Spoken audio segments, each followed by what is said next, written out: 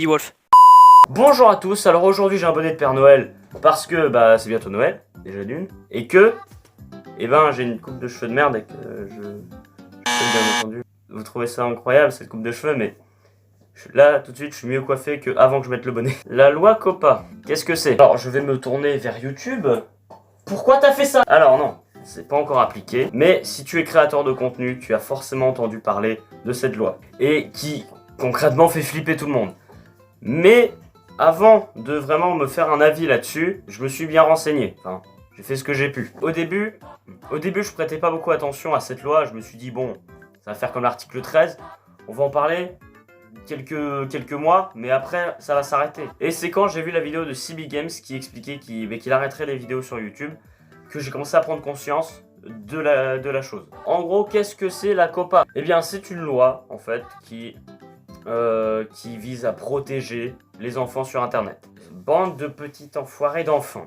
En gros, cette loi va être appliquée le 1er janvier et le 1er janvier prochain, tous les créateurs de contenu devront préciser, avant si possible, devront préciser pour chacune de leurs vidéos si elles sont destinées ou non aux enfants. Là tu te dis, bon, ça va, c'est tranquille. Non, non, non, ça s'arrête pas là. Parce que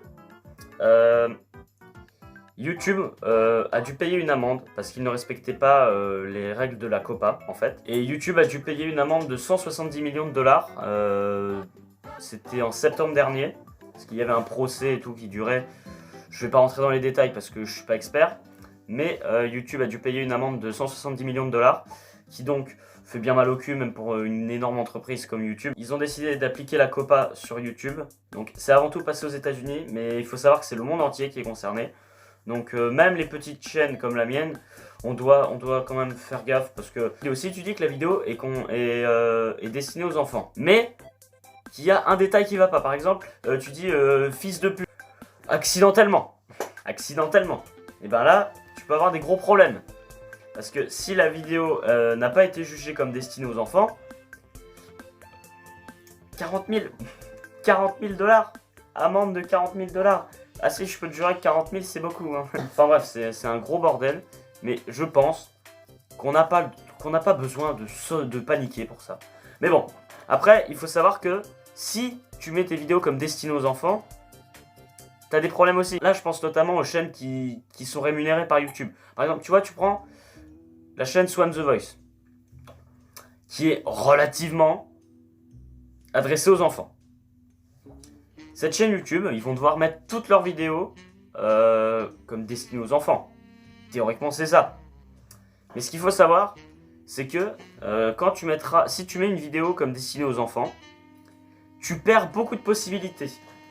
Donc, par exemple, les notifications. Les gens ne recevront plus les notifications de la vidéo. Les gens ne pourront plus poster de commentaires, ce qui sera problématique pour le référencement.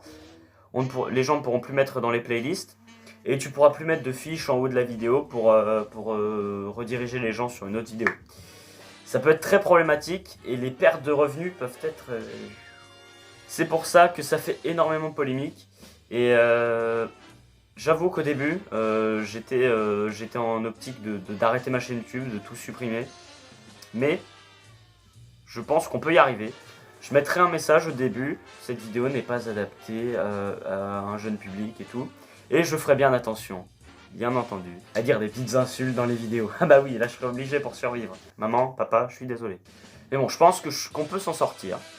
Puis moi, j'avoue que hier, à l'heure où je tourne cette vidéo, quand j'ai vu ça, j'étais complètement anéanti. Je me suis dit, je vais devoir tout arrêter. Je vais devoir passer sur autre chose. Je vais pas pouvoir continuer, quoi. Alors, vous allez me dire, on s'en fout. T'as que 230 abonnés, à quel moment ça nous intéresse? Je vous jure, ça fait maintenant 3 ans et demi que je fais des vidéos sur cette chaîne YouTube, de façon plus ou moins régulière, certes, mais ça fait plus de 3 ans et demi que je bosse. J'ai laissé beaucoup d'énergie sur cette chaîne YouTube, et maintenant ça fait partie de ma vie, ça, et je peux pas l'arrêter comme ça. Je peux pas l'arrêter du jour au lendemain à cause d'une loi. Donc je vais me battre pour maintenir cette chaîne YouTube. Je pense que bientôt, je vais faire un ménage sur mes vidéos, je vais mettre en privé beaucoup de vidéos qui me semblent plus utiles. Comme ça, la chaîne sera toute nickel. Je ferai tout aussi pour... à la nouvelle année, je changerai tout déjà.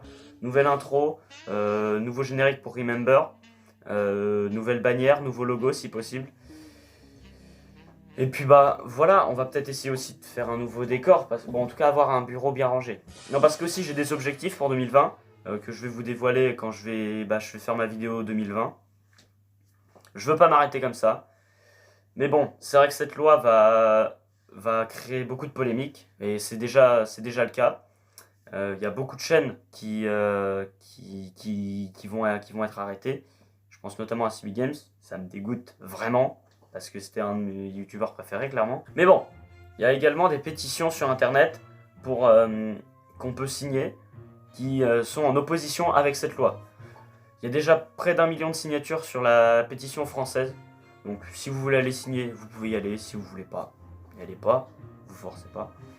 Enfin bref, je n'arrête pas. Je continuerai à faire des vidéos. C'était Didi Wolf. Arrivederci.